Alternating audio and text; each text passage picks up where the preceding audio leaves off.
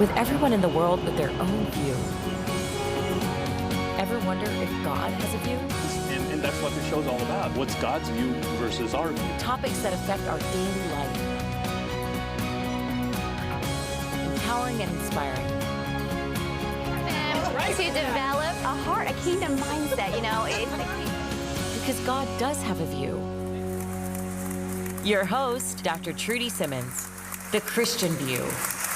Hi, and welcome to The Christian View. I'm your host, Dr. Trudy, and I just want to thank you all for inviting us into your home. And if you're watching YouTube or listening by podcast or radio, I just want to say thank you. We take today's hot and challenging topics and weigh it against the Word of God because God has a view today, and it needs to be heard more than ever, I think. I have an amazing guest with me today. His name is Jack Watts. Thank you for coming today. You're welcome. Glad to be here. We've known each other for 30 years. Right. That is so hard to believe. We met, this is a fun story, y'all. We met years ago at the YMCA in Atlanta. I was a fitness coach, and you were working out, and we became friends, and here we are 30 years later. 30 years later. It's great. And you haven't aged. Neither have you. Well, I got gray hair, so obviously, at least I've got hair. Yes, at least you got here. My husband and son were talking the other day, and my son said, my dad's pretty cool. The only thing that he's missing is hair. I'm like, okay, well, he doesn't have hair, but you do.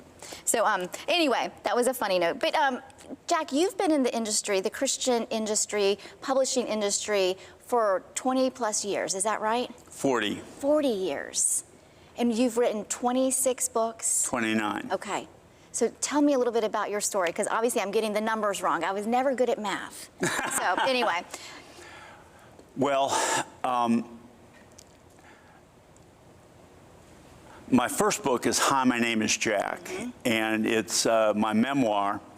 And in writing it, even though I worked with all of these Christian ministries for all of those years, I just had some issues and some personal things that were, that were difficult, so that I had essentially a business life and my real life. Right. And the name of the book, Hi, My Name is Jack, is code, because when you go to a meeting, you say, hi, my name is Jack, and I'm an alcoholic. Right. So this is a story of recovery, but it isn't just about my personal recovery, it's about my family story also. Okay. And a lot of people read it. It was the inspirational memoir of the year in 2011, and Simon & Schuster published it. So that's a big deal, because Yes, that's one of the huge. that's a big deal. Right. And people that, of course, when I wrote it, I was terrified, that people would, reject me and think I was an awful person and everything, but I got the exact opposite effect. People were like, oh, I can't believe you were that candid. I can't. And of course, I had an editor who was Stephen King's editor, and she was a young girl, and she said, well, you got to dig deep on this. I want to know what your part in this particular thing was. Right. And I said, my part was as a victim. And he said, well, you'll lose your women audience Right. if you say it. So we need to get deeper into that, and I did, and as a result, the book was pretty good. Was it hard for you to go deep in the book? No. Emotionally? Well, yes. Okay. Yes. Spiritually? If you write your story, your memoir, you will experience every emotion that you did at the time Right. in writing it. So there were some things that were very difficult for me to revisit, and but I enjoy doing it. Right. And when you do write a memoir, and people read it, and you're on social media, and I am, and I've got like 25,000 followers on Facebook, and people say, well, Jack, if you would just write my story, we could make a movie out of it, make millions. And of course, one of the things I do is write people's memoirs. Right. I've written 8 of them. Oh, wow. And which is kind of fun. How do you choose which ones you're going to write? The ones that are willing to pay me is how I make the choice. Okay. That makes perfect sense. Yeah. It's essentially my gainful employment. Right. And I've written 4 for women.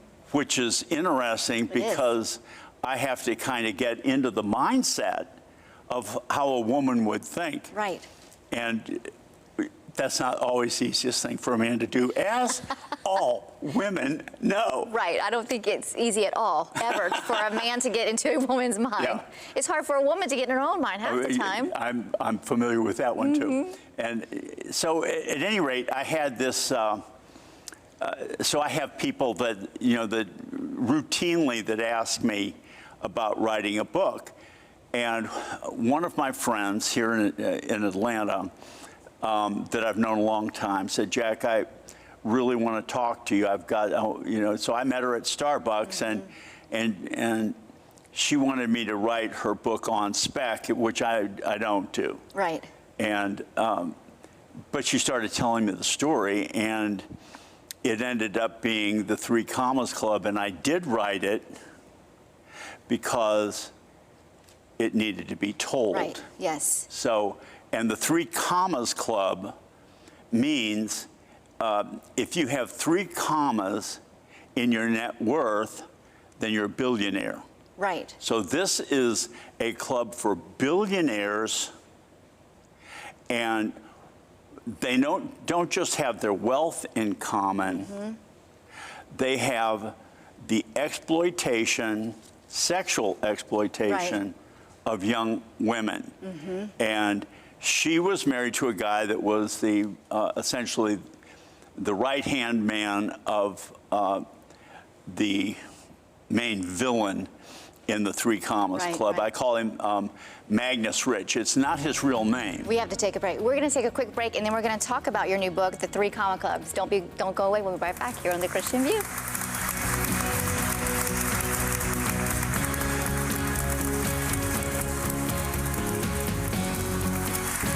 Hi, and welcome back to The Christian View. We're talking today with Jack Watts. Thank you again for being here today. He's written a great book called The Three Comma Club, a true story of sex trafficking, pedophilia, and murder. How did you get involved in writing this book? It's a true story. How did you get involved in writing it? Well, as I was saying, I went and met this friend of mine at Starbucks, and she started telling me the story. And the reason that she decided to open up is she had just seen on the news where Jeffrey Epstein had been arrested when he came back from Paris, and the news stories that were coming out about what happened, what his little empire down there in St. Thomas was like. She was like, oh my gosh, I was involved in something that was almost exactly the same thing. Right. So she told me specifically that one time she worked for this restaurant, and it was a really nice 5-star restaurant, and the way that they got sex trafficked these girls was that the owner of it had a woman, he had a family. Right. But he had a woman who he gave an engagement ring to, and she looked in the Florida Panhandle for girls who were pretty but loose. Right. And when I mean loose, I don't mean morally loose. I mean that they weren't connected. They were runaways and things like that. And then she'd say, oh, Trudy, you're so pretty. You should be a model. I think you'd be a perfect, or you know what? You could be a movie star, and I can help you make your dream come true. What we would like for you to do is meet all of these rich people down on St. Thomas, put them in a car, drive them to a private airport where a plane was inside, and they would fly these girls down to St. Thomas. And St. Thomas, just by the way, for all of these pedophilia things, St. Thomas is the hub because Charlotte Amalie Airport is the only one that has a runway long enough for their private jets to come in. Interesting. Yeah. You know, Jack, when you were writing this and listening to her story, were you ever fearful about helping her share the story? No. No. Not at all. No. Okay. Not a chance. Right. It was a righteous thing to do. Right. And I knew that it was righteous immediately. So then she got into everything about it, and I don't guess we have time to go into that part of it. Right. But she saw where one of the girls had been murdered. And that's when her husband beat her up badly. The woman in the story? Yes. Okay. Emily, my friend. Right. And took her to a hospital, but not to the ER. They patched her up inside a hospital where she went into a door that, that wasn't an entrance. They paid the people in cash. And I mean, just bad stuff. She came out and she said, I just have to get this off my chest. And so we made a commitment to write this book, and I started writing it. Then Jeffrey Epstein ends up dying mysteriously. Right. And from her perspective, he was murdered. I don't want to do this anymore. I'm not going to have any part in it. So she was Stop. fearful. Right. No. Terrified. Right. I said, and she said, you need to just stop writing it. But I'd made a commitment to do this, and it was like, here's something you need to know about pedophiles. They don't change. Right. They never change. These are the people that when you're talking about Romans 1, where God gave them over to a depraved mind, Right. those are the people. They are never repentant. They do it until they're stopped. And when they never are stopped, just look at this list of Epstein's. It's never become private. Why?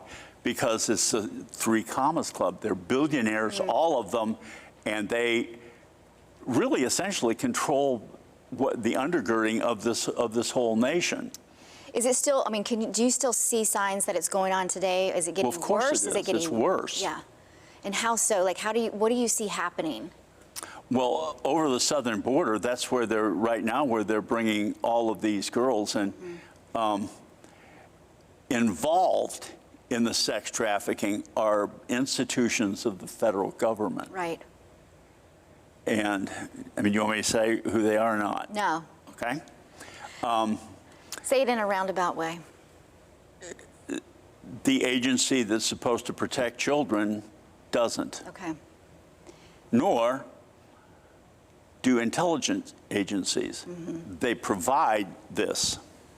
Enough said about that. At any rate, when she wanted me to stop writing it, but I continued to do so because I thought that the victims needed to have a voice. Right.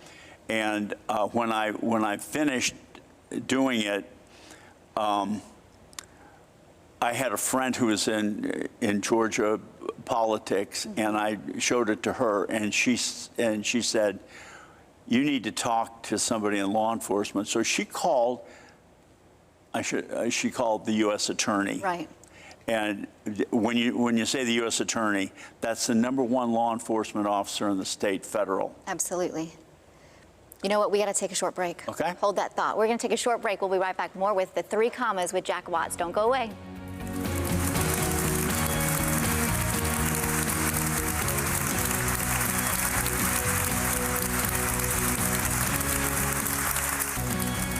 Hi, and welcome back to the Christian View. We're talking with Jack Watts about the Three Comma Club. It's an interesting and amazing story, but it's a true story. But when we went to break, you talked about law enforcement and how you were trying to get help. Let's start there. Well, I had an extensive conversation on the phone with the U.S. Attorney, and he said, I want you to talk to the FBI. So he set up a situation where I went and I had a 2-hour sit-down interview with 2 FBI agents. Right. And they never did anything. Now, when I went, I had the belief, the conviction that the FBI would do something Right. about this because these are exploited girls. Absolutely. And just by the way, when they would take them, since they were going from an airport in the United States to St. Thomas, since St. Thomas is part of the United States, they didn't have to have passports. They didn't have to go through customs. Right. So this made it so easy for them to do these things. Right. And there are girls that are murdered and missing, and I don't think that it's being taken care of. I know it's not being taken care of. It's not being taken serious. And it's wrong. And you know, if you've got daughters, I've got 4 daughters. Yes. You know, this is not something this isn't okay. Right. And it isn't okay for Christian people to turn their heads with things that are this horrible. Now, you know, Emily wanted nothing to do with it. She is a broken person. Right. But when I did this, before I put it out, number one, I have a version that has all of the correct names in it, but I obscured it by making different places and different names for one reason. I wanted to live. Right, right. And I didn't want to be, you know, but also on social media, I went back 10 years and took off every picture of every family member that I had. So it looks like I'm somebody who is family-less. Right. Which is so not the truth. Which is not true. Not I got, truth. you know, 11 grandkids. 11 grandkids and 2 great-grandkids. And 5 kids. 5 children. Yes. You know, I was looking up the statistics, and it says more than 2.7 million people are trafficked worldwide. I mean, 2.7 million. And that's probably, you know, not the right number, but I can't imagine. It says Very 7 low. in 10 girls. And then there are a few boys that are sex trafficked, but the numbers are just climbing. It's out of control. Here's something that a girl who is 10 or 11, prepubescent, is worth 3 times as much as one who is a couple of years older. Right. And the value to these depraved people. So this is as bad, and that anybody that, you know, comes out and say, I'm going to really take care of the problem with this, they're marked. Right, right. Because there are people that have a vested interest in perpetuating this. You know, I want to give the number real quick. This is a hotline number for anybody that you feel is being sex trafficked, or if you're being sex trafficked. It's 888-373-7888. It's open 24/7. You can call that number. It's 888-373-7888, and there is help that you can call, and you can get this help. You know, Jack, it doesn't seem to be getting any better. So what can we do as the body of Christ to help with the sex trafficking, everything that's going on behind the scenes that's destroying our little girls and our little boys?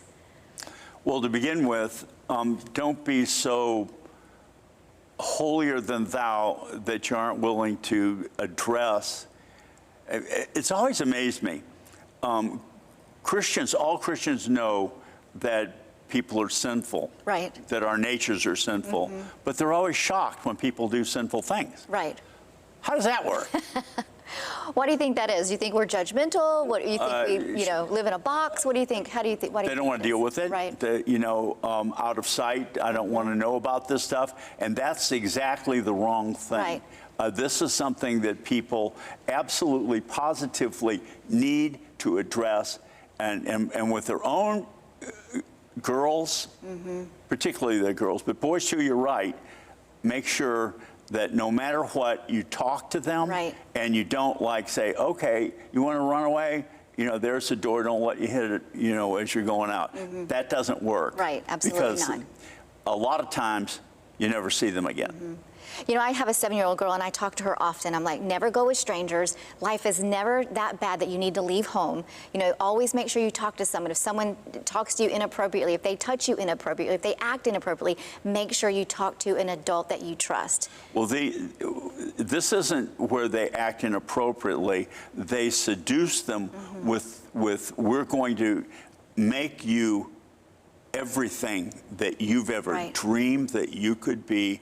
And young girls, you know, if you're 15 years old and you're not wanted at home and somebody tells you that, that's a very easy sale to make. Absolutely. And particularly with people who are dripping with jewelry and wealth and, you know, we're going to do this and that for you and, you know, your life's going to be wonderful.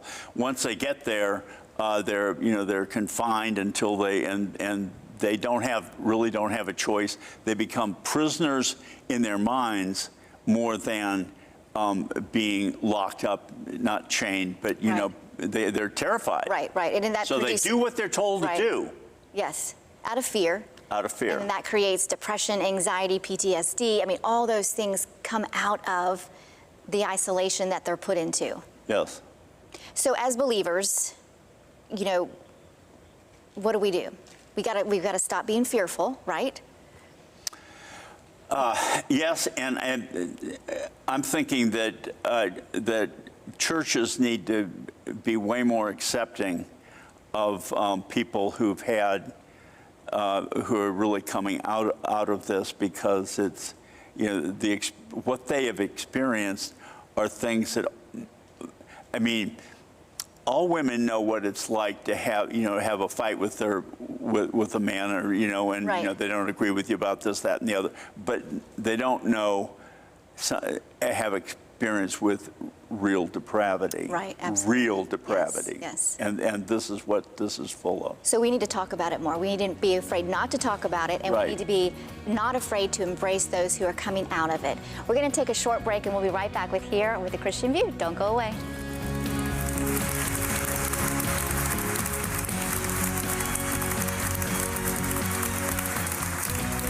Hi, and welcome back to The Christian View. We've had a great discussion today with Jack Watts on the 3 Comma Club, a true story of sex trafficking, paraphernalia, and murder. I want to give this number one more time. It's 888-373-7888. Call that number if you feel like anybody is being sex trafficked, or if you are. And make sure you follow Jack Watts on social media, Facebook, Instagram, and you can get all of his books on Amazon. We'll see you next time. Bye-bye.